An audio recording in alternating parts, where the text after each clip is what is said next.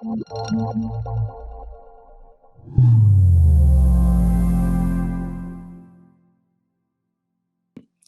that are familiar with BC Tech, they have these really cool councils. I got the awesome opportunity to join one recently and meet each of the people that are on the panel today.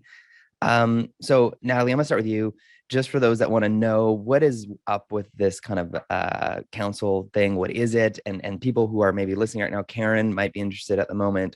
She's watching.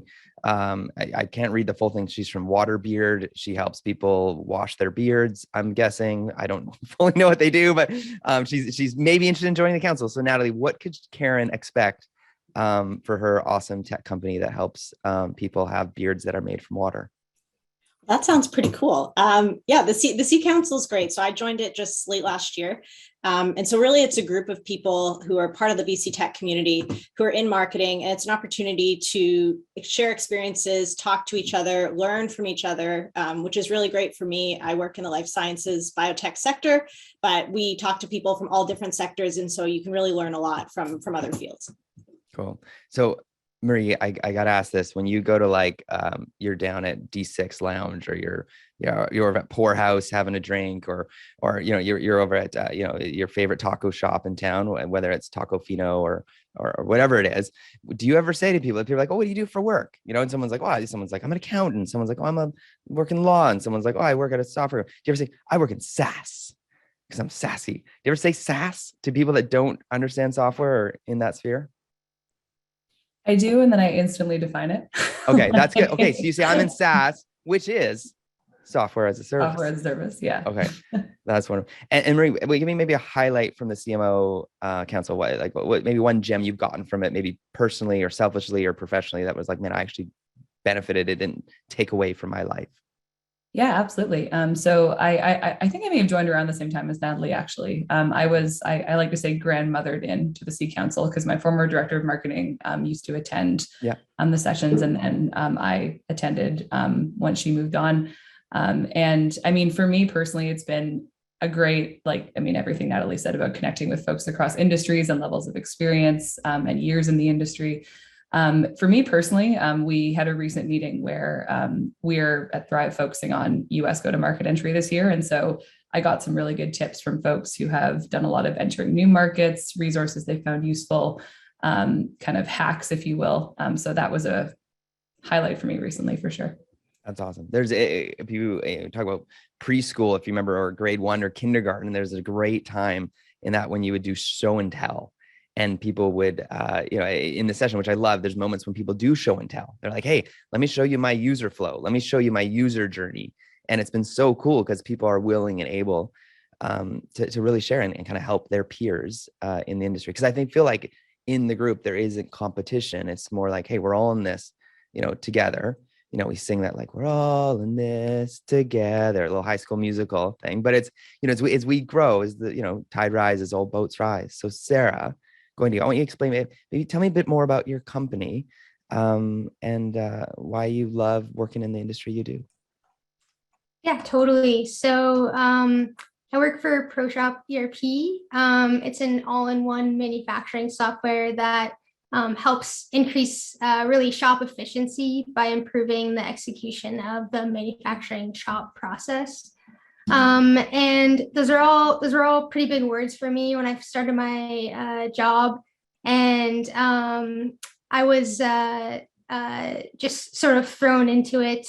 But being able to learn what all of that really means and like what our product does for companies and individuals themselves within those companies has been super amazing because it's nice to market a product that you really believe is, helping people. So I think that's the one thing that I really love about my job. Yep. That's awesome. So Khaled, over to you. Tell us a bit about your company and maybe why you love working in BC Tech. Sure. Thanks, Darian. I'll echo Sarah. We're actually in very similar industries. Binary Stream is also an ERP provider. We're a Microsoft Gold partner. And we build subscription management software. And really, that means that we're helping companies transform their finances and explore new revenue streams and organizations in general. So over the past year and couple of years, really, we've been seeing laggard industries like healthcare and education move to new spaces. Like we just had Stellenbosch University in South Africa move to a fully subscription-oriented model. And it's just really cool to see that purpose that we fulfill as a company, which is helping other organizations grow and expand and reach their services to more consumers. That's awesome. Khaled, jumping in BC Tech, why do you love the industry here? Why do you love becoming, being a member and just kind of what this ecosystem's like here for you? Super diverse. You get experiences from everyone, all sorts of ranges of experience and backgrounds. Like my background is in economics, not at all in marketing. So I bring a unique perspective, but it's also really cool to hear from everyone else and learn from them all the time. Cool. And just on that vein, and we go kind of a round circle here. We all have this role in marketing, and those that are watching, Jason Elliott, for example, he's here because he's like, I want to learn some stuff from these people.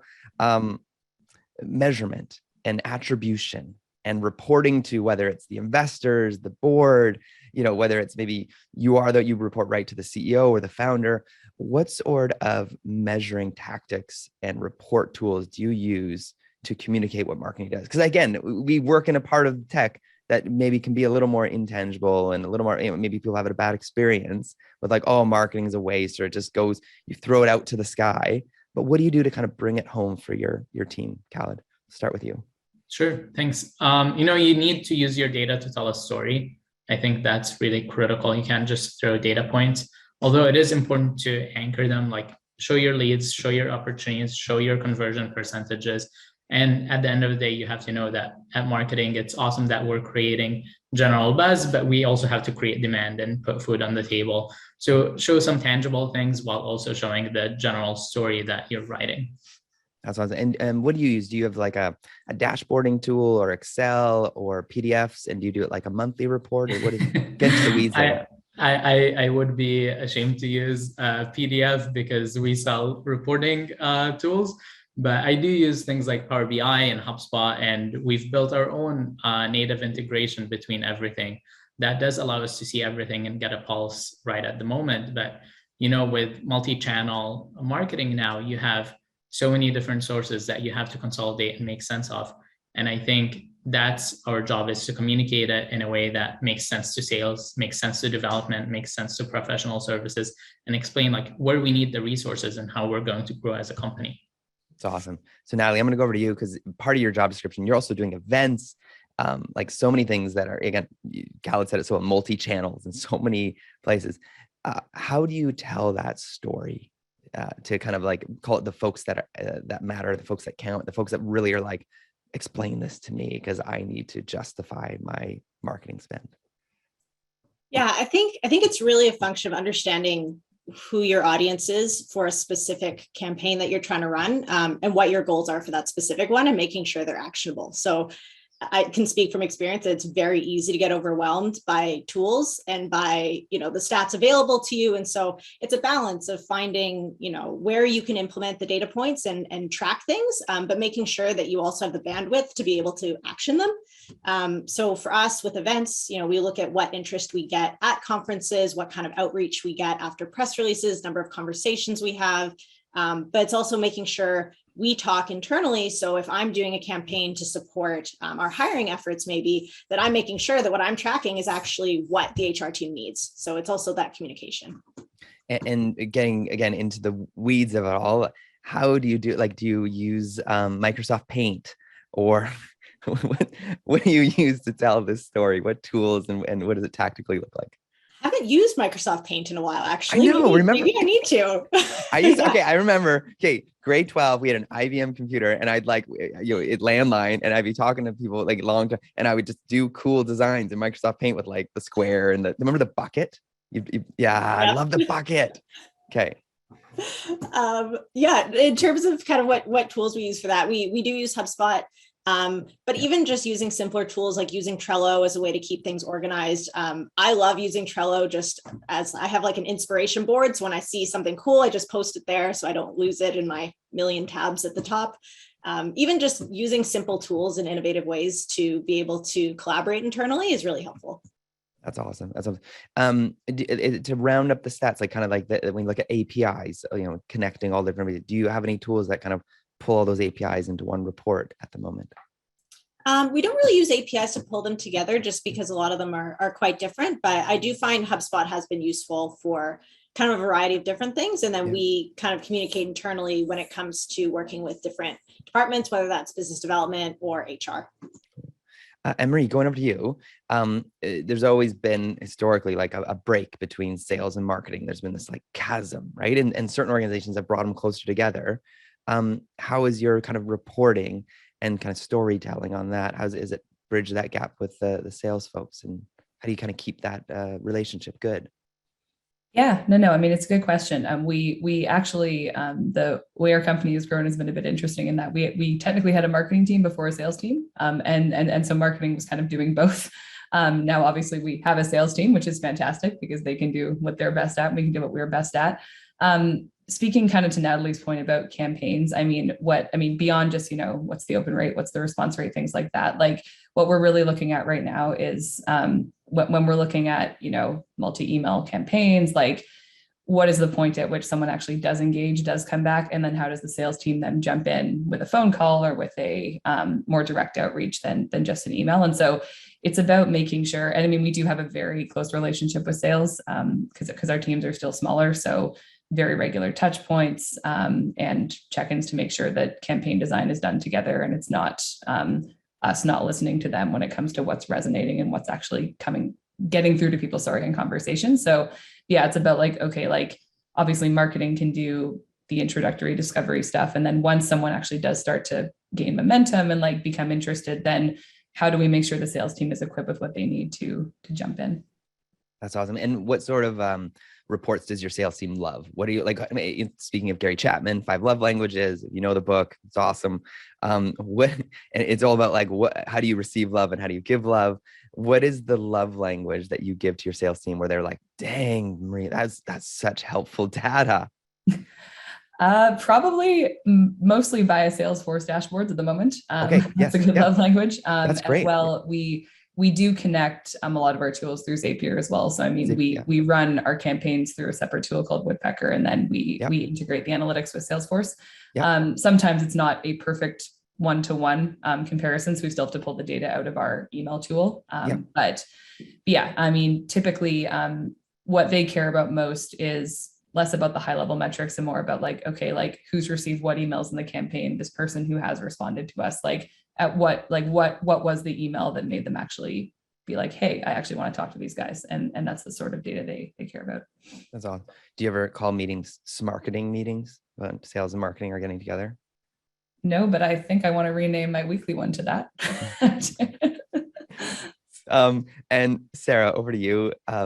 Reporting dashboards, tools. What is your tech, deck look like for that sort of work, reporting? Yeah, for sure. So we actually use like SharpSpring as our CRM right now, and we're making the move over to HubSpot. So I'm excited to use HubSpot in the future, but for now, we do take a lot of those metrics and put them into a shared Google Sheet that's shared across a lot of the stakeholders.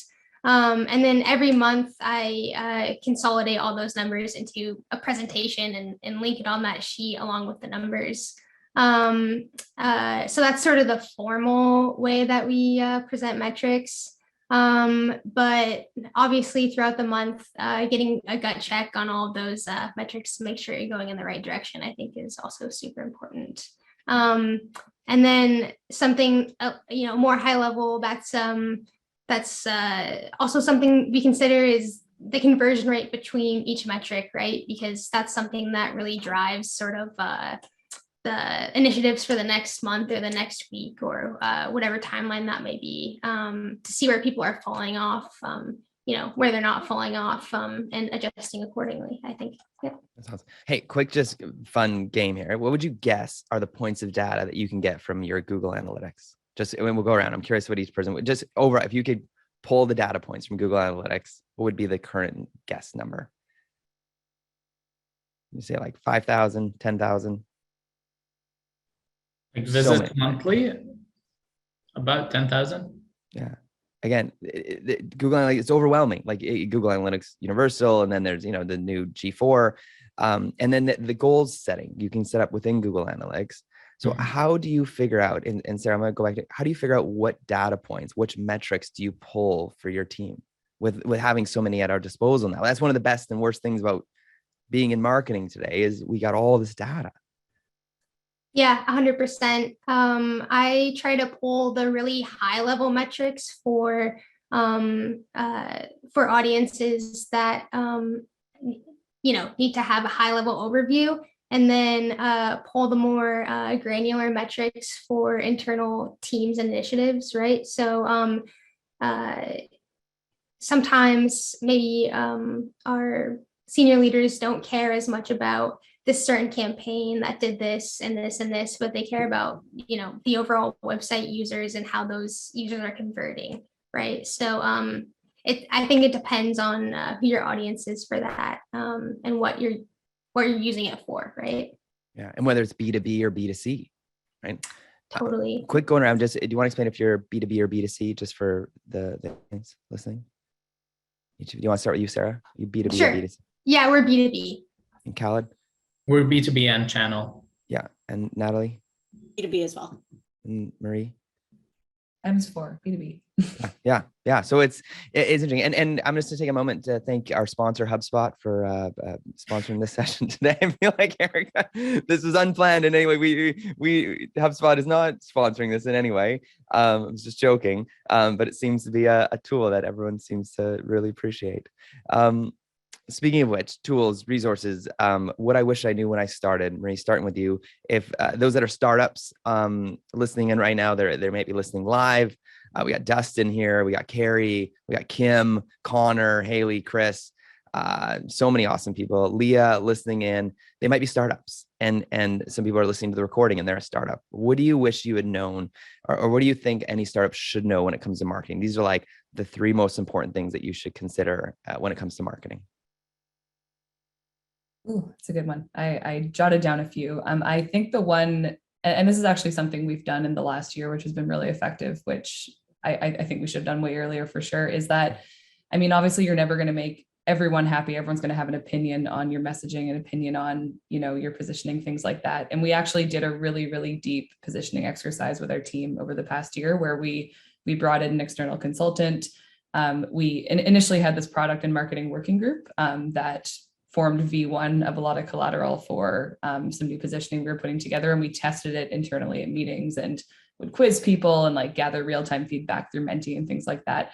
But following that, once we started to test that collateral and sales conversations, we kind of realized, okay, like there's still some gaps here. Like, what are we missing? And, maybe we should start with our own team and see like what makes sense to them and what doesn't. And so we had a consultant come in and interview like 20 folks on our management team and ask the same set of questions. And like that has kind of formed a way more robust understanding of like, okay, like here's the message we want to get across. So I think doing that internal, like starting with your own people and seeing how they would interpret your messaging is a really good a really good tip. But then the flip side of that is like not getting into too much like analysis paralysis or design by committee or something like that, where like, at the end of the day, you're the marketing team and you're the experts on narrative and storytelling, and everyone's always going to have an opinion on it. But like, you have to remember that you are the expert in house, and that, to some extent, you're going to have to do some, I guess, politics there with like making sure that it's that it's good across the board. No, that's great. That's some great advice, Marie. Thank you so much for that. It's super helpful. Natalie, over to you. Advice. Yeah, I tell my former self, my younger self. I agree with what Marie said in terms of sort of the positioning exercise and really keeping the kind of so what at kind of the center of everything you're doing. So, okay, you've got a cool technology. So what? Why does that actually matter? How's that going to help somebody? And really focusing on that part of your messaging, because that's what's really going to resonate with people and that's what they care about. I think it's also not getting overwhelmed, not just by the tools that are available, but also by what other companies are doing. So I know what it's like when you're at a small startup, it's really easy to look at these other bigger companies and see all these things they're doing. And you're like, oh my gosh, I'm not doing those things. But you have your own bandwidth, your own budget, and you need to be realistic about what you can achieve. And so that's why it's just really important to be focused on what do you truly need, who is your audience, and what can you realistically action. Wow, that's really helpful. And one thing to think about, just going back to Marie's, the federal government right now is providing $15,000 audits as a gift through the CDAP program. So Canadian Digital Adoption Program. If you want one of those audits, analysis tools, as long as your company, the only problem is as long as your company is more than one staff, and you made at one point in the last 3 years more than 500,000, the CDAP program is available for businesses right across the country. It just opened 3 weeks ago. It's a $4 billion fund. And then they throw in a $7,300 grant to hire a student. And then they give you access to a $100,000 BDC loan. It's pretty awesome. But something that the government is actually, it's practical and helpful. And it's a 21-minute survey to get the grant, which is pretty awesome. So those that are listening, looking to leverage some grant dollars and get an analysis done. But again, I love your point, Marie, but not get paralysis happening, get an analysis done. Once you're approved, you go to a marketplace and there's a ton of different analysts and business advisors that you could hire from there, which is pretty cool. Khaled, advice you'd give your former self: you get in the DeLorean, you turn it on and you go back in the past and then you're talking to your younger self, or, when the company was just starting. What do you wish they had done when it came to marketing? Yeah, I'm gonna have to go back to the dinosaur age for that one, but I'll riff off Natalie's point about kind of specializing and not trying to do all things at once.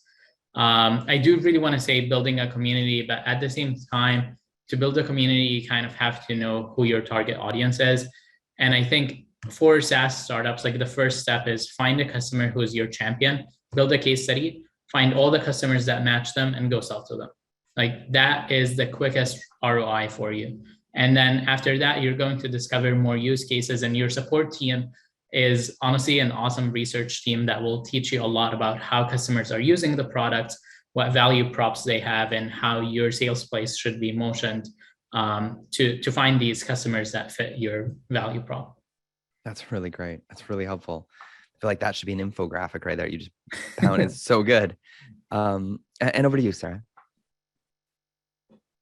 Yeah, I think if I could go back to the beginning of my career, I would just tell myself to just start, just pick something and get it out there, and then start collecting data on it so that you can refine it later. I forget who said it, but yeah, analysis paralysis is a real thing. And as long as you're making progress, incremental changes, that's the only thing that matters, right? Is that you're just getting better and better and better. It doesn't have to be perfect.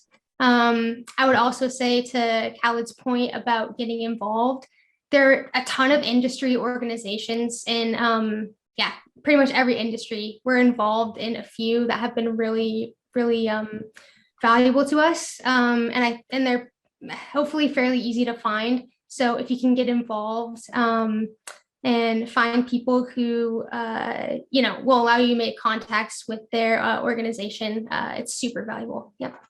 That's awesome. And whoever wants to answer this, we talked a lot about in our CMO Council, the amazing community resource called Product Marketing Hub. What's it called specifically? Alliance. Product Marketing. Yeah, Product Marketing Alliance. If you want to put a link to that, Marie, down in the chat, that'd be awesome. But again, people have really found that to be a really great resource support system for those that do product marketing. I know that we're all biased towards B2B. We're in B2B marketing. And so those that are B2C, I apologize ahead of time. But I think, we're all B2 human. So there's some relevance here. And before I forget, Marie, make sure that you quote that. That's your quote, like Michael Scott's, quoting Wayne Gretzky, you miss 100% of the shots you don't take.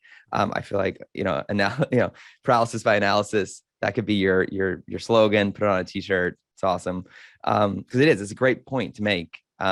And Natalie, I love your so what. I feel like that'd be a great even thing to put on the wall. So what, right? Because I think Simon Sinek made why so popular, just saying why, what is your why? But I feel like those are two also great things to always be considering. Transitioning here, trends, things that you're excited about when it comes to B2B marketing. What are maybe some like digital marketing trends that you're seeing, tools that you're using? And maybe it's kind of nostalgic. Maybe you're like, we're going back to just good old email marketing. Or what are you finding is working in B2B that you want to talk about? It might be a really cool, sexy new trend, or maybe something that you're like, hey man, we're going back to pagers. We got all of our team pagers and fax machines, and it's amazing. Or it might be, we just set up a shop in Roblox And we now only to achieve our product. Khaled's like, I got a Roblox account. And I'm on Roblox 12 hours a day selling my product. So let's start with you, Marie. What's kind of been something like a digital marketing or a trend or maybe a throwback that you guys are excited about? Yeah, we're not on Roblox. I guess I should start with the disappointment. But although maybe a good thing, we also haven't bought our team pagers recently. That would be a big budget ask or a weird one to justify. I mean, I'd kind of push off of the Product Marketing Alliance a bit with that recommendation, just because that's definitely the style we're moving towards and like how we're thinking about marketing at our company. I mean, we've always had a very collaborative relationship with sales, product, customer success, et cetera. But I mean, that like necessity to be relevant and to give people tailored content that they actually care about. Like, I mean, I don't think it's revolutionary to say, but you can't rely on like blanket campaign messaging. And like you really have to segment campaigns according to who you're talking to. And like for us in terms of tools that we've started to use more recently that have made that a lot easier, like lead gen software, like we've started to use ZoomInfo, which is amazing for categorizing leads and segmenting them and giving people info that, you know, they actually care about, and we can actually get some really cool analytics from that platform as well. Yeah. So I think it is about, you know, that model of like, you know, you have to bring that solutions messaging to the person, like sometimes for problems they don't fully realize are problems, but like also to, you know, let them know that you understand the world that they're in, and that it's not just about, hey, here's this cool thing that we think you should book a demo for. So to see if I'm saying right, you communicate problems they don't know they have yet.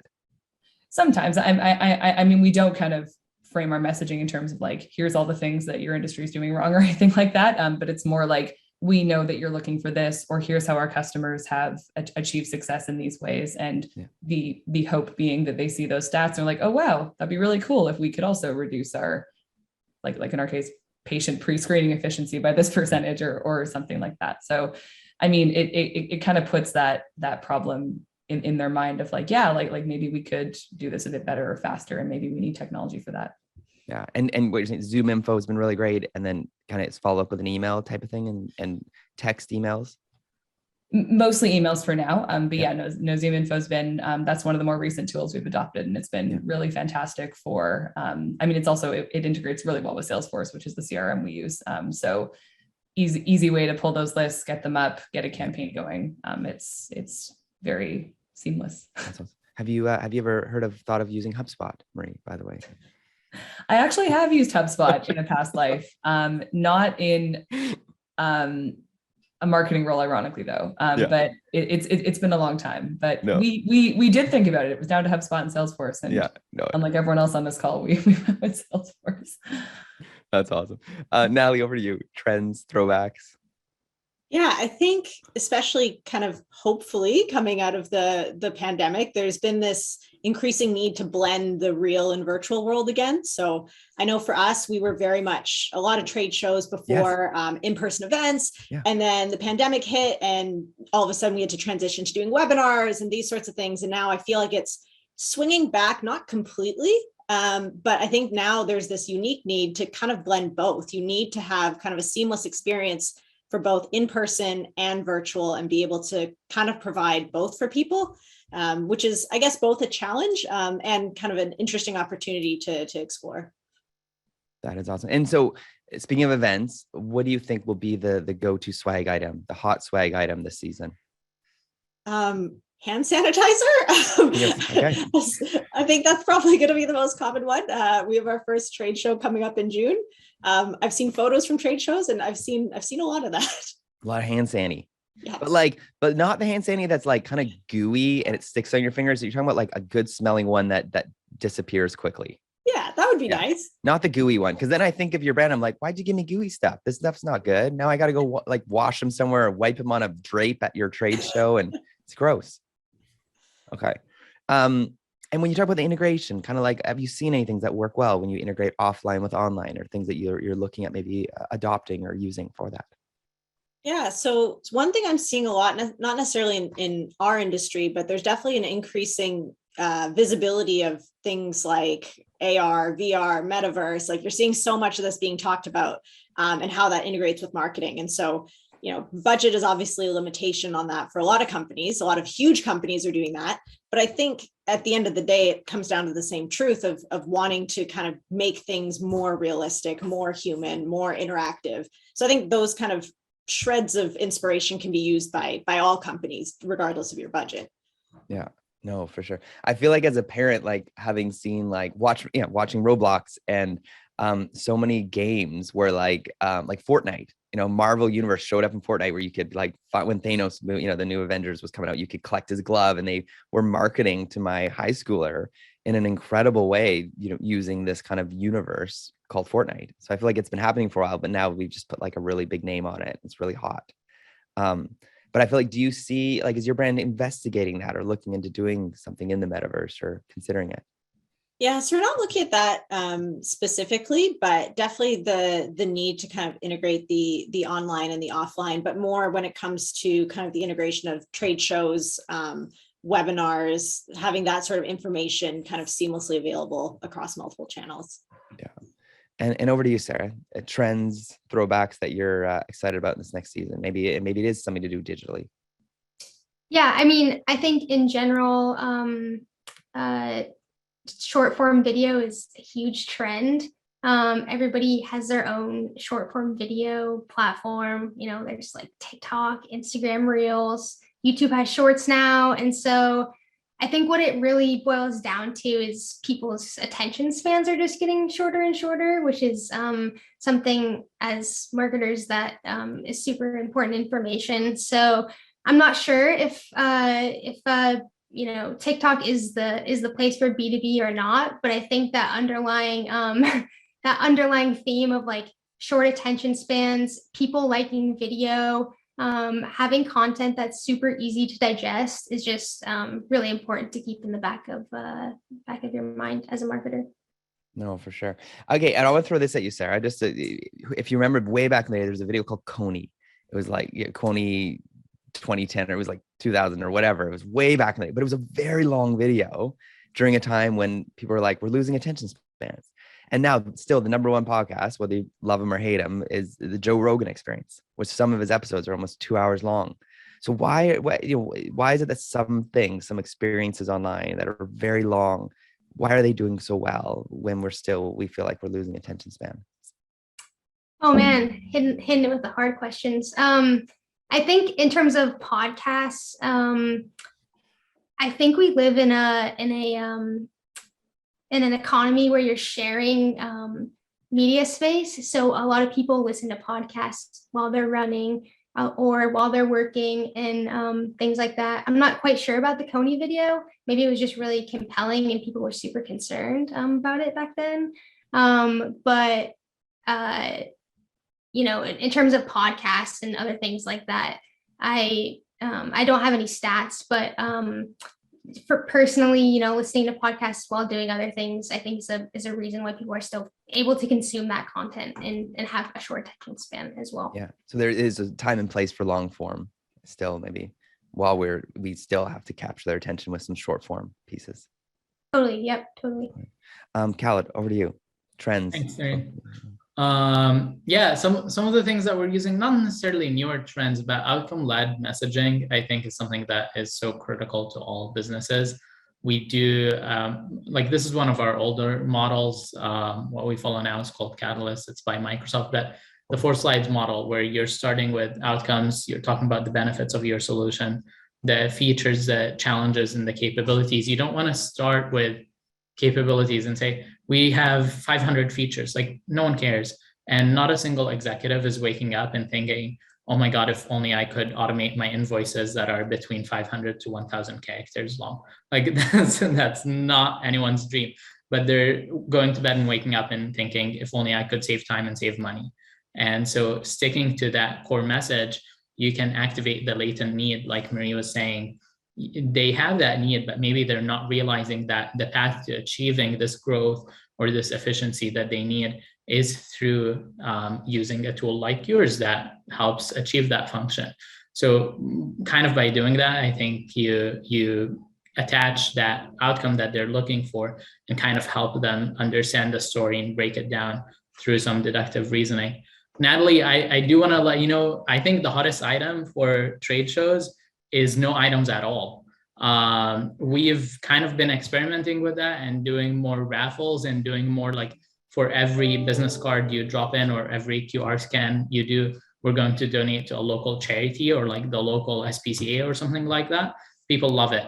And it also has less enviro waste because a lot of these things just end up being toys for the grandkids or something like that. I really like that, actually. I do find there is definitely a lot more or a lot less interest, I want to say, in having these kind of items that you pick up. It used to be you go to trade show and you're like, oh, look at all these great things I got. And now people are like, no, I don't want the flyer. I don't want the paper. Like, can you just give me something digital? So that makes a lot of sense.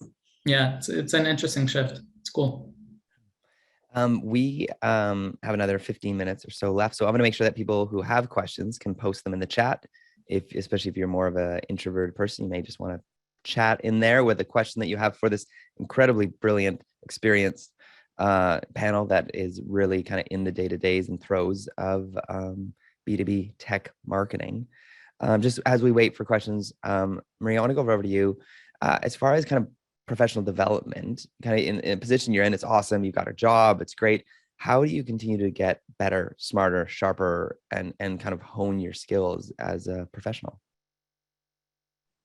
Great. Well, I mean, I will obviously say the C Council is one way in which I do that. I really thrive on just like problem sharing and like workshopping solutions with people, and like just the comfort in, saying, hey, I'm really struggling with this, and realizing that, hey, a bunch of people, some who have, decades on me of experience in some cases, are having the same struggles. And so it's about like recognizing that, this is something that we can solve together. On my own, I've also done, a couple courses here and there. Like I did, again, going back to the product marketing, I did do the PMA certification in January. And that's opened me up to a Slack network of a bunch of product marketing professionals, as well as like discounts on future courses, things like that. So I'd highly recommend the courses they offer. I've also done a BrainStation course in the past, just for kind of a refresh. I don't have to manage quite as much on the digital side in my job these days. So I, just to keep myself just in tune with what's going on that side of my team, I did some refreshing through BrainStation as well. So there's lots of kind of smaller courses like that don't require you to take any time off or go back to school or have to take a break from work in any way, that have been great. And as well, like something that I do with my team on a more regular basis. We do a weekly, I call it resource hour because it's gone between podcasts and articles and books. And so I didn't know what type of medium to focus on. So I just called it resource hour. But we go, usually it's been a podcast for the past few sessions of them, and that's an opportunity for everyone to come together and just think about, okay, how is what we're learning from this person? Can we apply it to our work, or can we apply it like down the road somewhere? That's awesome. That's really cool. Any kind of podcast to highlight that you say would have been good? I've done quite a few. I've gone to the What's Working in Marketing podcast. I've gone to the Clues podcast for competitive enablement. Actually, Darian, I did do one of yours. I did do one of the Marketing News Canada podcasts at one point as well. I think it was the Hootsuite social trends panel. Okay, yeah. There's more. I'll okay. If you think of it, you throw them in the chat too, and people want to subscribe and discover new podcasts.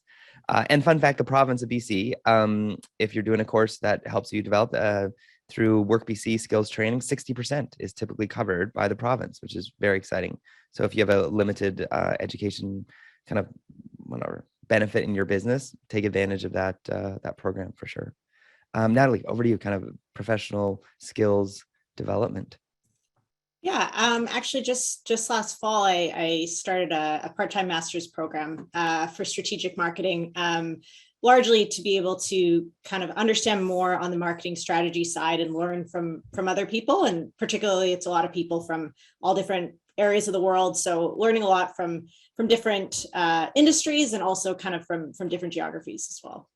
That is very, very cool. Sarah, how about you? Yeah. Since we're starting our HubSpot implementation, I've been taking the digital marketing certification course through them, which is, I believe it's free. HubSpot has a lot of great resources that you can tap into if you subscribe to their newsletter. Just, making sure you set aside time in your day to read that. And I subscribe to the Marketing Brew as well, which is a good newsletter to read. And then I think following people on social media that inspire you in the space. So even when you're, maybe you're mindlessly scrolling sometimes, and you find inspiration that pops up even when you're sort of on autopilot, right? Just putting those things in front of you, I think, is super important. That's really cool. And Khaled, over to you. Yeah, thanks, Darian. I agree with everything. And I think the HubSpot learning portal is really awesome. I'm a big proponent of making use of what you pay in taxes. And I think the public library is wonderful. All the public libraries come with Lynda or LinkedIn Learning subscription for free. And LinkedIn Learning is wonderful. So I use that tool a lot. My team uses it all the time. There's also courses like Stanford has a ton of really good MOOCs that are available online. You can also do the paid ones, and they're also great. Done product management with them. And just forcing yourself to write, I think, is another really good learning tool. I try to write one article a month on my Medium on a topic that I don't really interact with very often. So then I have to research it, and that teaches me a lot, kind of enables me to be current on it, and then see if I can communicate it, which means I probably learned it enough. That is awesome. That is very cool. Erica, I'm going to go over to you. I'm going to put you on the spot just because we can, as a marketer of BC Tech. If you want to unmute yourself and join in here, where do you go for resources, books, maybe, if you remember those things? Yeah, I was just saying to Darian, I was like, I need to come to the CMOC Council. I'm officially joining on this call. But yeah, I go to a lot of business books. I try and have a healthy reading list and try and read a book a month is usually my plan. And then, I came from an agency background, so I had a bit of a different career path, and now I'm in a kind of broader marketing role. So certainly learning from peers, and I'm in a lucky position where I get to connect with a lot of wonderful people in the tech industry on a daily basis. So it's a lot of note taking on the great technology and tools that are available. I think the hardest thing is kind of weeding it down to what manageable number of solutions that you can bring together into one view. So it was really interesting to hear from you guys about how you're able to kind of use, I'm going to say, HubSpot and Salesforce, and kind of bring those into a view that works for you. So I guess the question I had for you guys, to flip the script here, was just kind of, maybe I'd love to hear what you guys, I know we're coming out of the pandemic. We don't want to talk about it anymore, but I know that it really changed how we marketed to our audiences. We weren't out there banging the drum, selling our goods in the same way. A lot of us had to shift our focus to more community-driven or social impact type of campaigns. So I'd love to just hear from you guys, kind of what changed, or if you want to share some of the great work that you did over the last 2 years. I guess I have to direct it. Darian, that's your job. Okay, great. That's awesome. Marie, why don't we start with you? That's good. We actually were in a bit of a fortuitous situation, but one where, because what we provide is healthcare technology, we actually did quite well out of COVID. And so we had a lot of business coming to us without necessarily a ton of marketing effort behind it, because with rapid screening technology, things like that. So it allowed us to, not have to necessarily be worried as much about any campaigns or generating new leads, because we were almost kind of overwhelmed with the amount we were getting at a given time. And we did start embracing a lot more partnerships marketing. We had specified versions of our software available with the Creative Destruction Lab and the BC Business Council, for example. And so that kind of helped us triage some of the leads that were coming in. Something else that we focused to Erica's point about kind of more social impact, community minded, is that something that we don't advertise as much, that we're kind of going to feature on our website in the future, is that a lot of people also use our technology for research and research tooling. And so one thing that we did do during the pandemic was we partnered with UBC Psych and released a well-being study that was run through our platform. And it was a well-being study that was designed to kind of measure the impacts of the pandemic on individual well-being and take people through modules and exercises. And so that was a really cool way to kind of feature that side of what we do. Like, it's not primarily what we sell, because most people that come to us aren't using our platform for research purposes, but it was a neat way in which we were able to help people go through the pandemic. And I mean, I'd say post-pandemic, like the biggest change we've had is because we had a surge of new business. While we obviously remain focused on top of funnel prospects,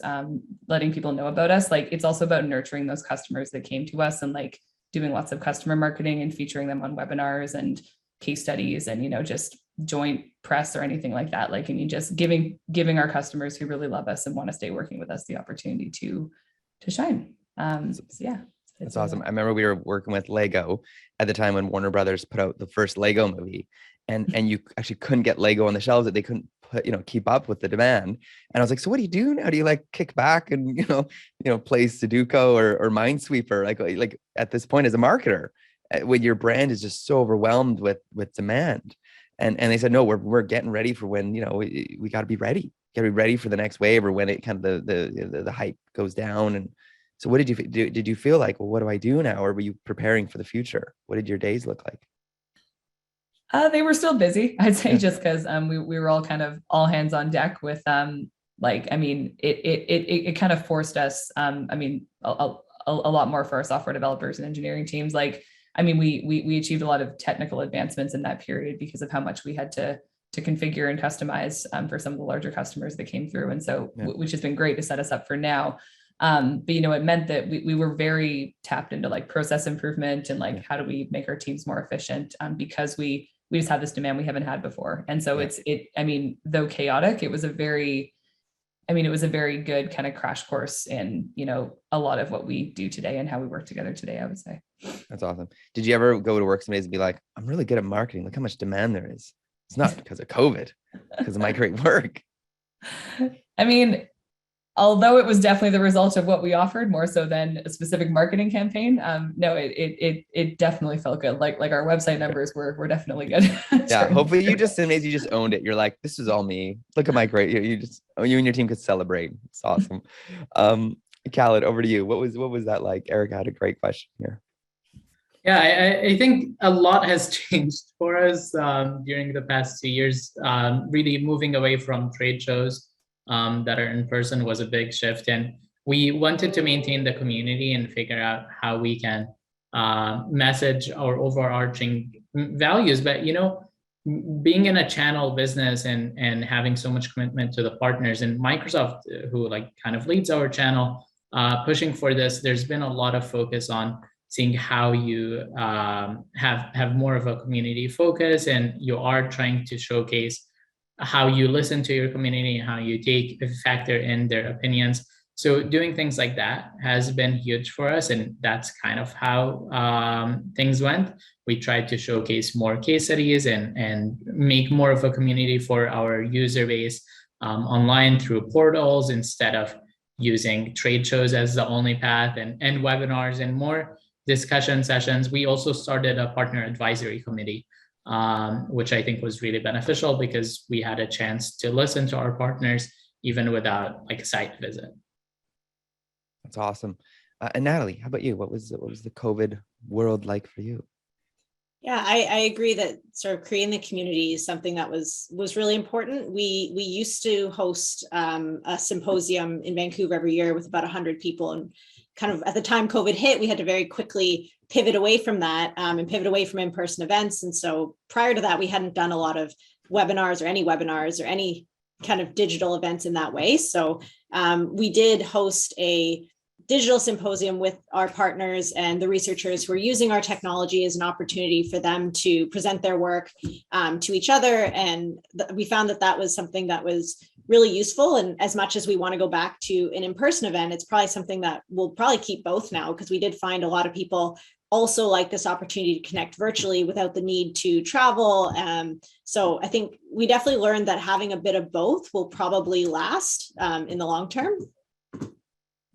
That's very cool. Very cool. And Sarah? Yeah, definitely on the same page as Khaled and Natalie with the trade show sentiments. We used to go to a lot of trade shows, and we're excited for those to start back up again. But when they were all virtual, we were finding it really hard to incorporate, I don't know, personality into the booth, the virtual booth, or all of the stuff that would normally happen at trade shows, all of that human interaction, water cooler talk, was very, very hard to do in a virtual environment. What we did for a few of our trade shows was we tried to incorporate humor into our virtual booth with Photoshop and all of that stuff. So just putting a human touch on it. It's not all yeah, robotic and super finished and marketed. There's still humans at the back end of it. And yeah, and then webinars as well. We sort of shifted our webinar approach during COVID. We used to offer a webinar that was almost like a product demo for us that people would sign up for. And during COVID, we switched away from that into webinars that focused on specific topics and how they can be solved outside of our solution. So not even really showing our solution, just showing, okay, here's a problem and here's how you can solve it. And if you want to look into our product, great, but you don't have to solve the solution. Just trying to provide value to people and sort of get ahead of the competition in that way. Do things that people aren't doing. Yeah. Yeah. So, being a super helpful. That's amazing, and being somewhat agnostic, even, it sounds like. For sure. Yeah. That's awesome. Well, Erica, we are at time. We have 2 minutes left before it is noon o'clock, lunchtime for many. Many have put in their order. Their Skip or Uber Eats delivery is coming. They're heading down to Save on Meats, or they're going to Meat and Bread, or they're going to go just meet someone for a picnic, maybe. Whatever your lunch time kind of date looks like, or time looks like. We're so glad you joined us for this hour. It was incredible. I learned a lot. I was taking notes here. It was so helpful. Thank you to each of our panelists. You were amazing.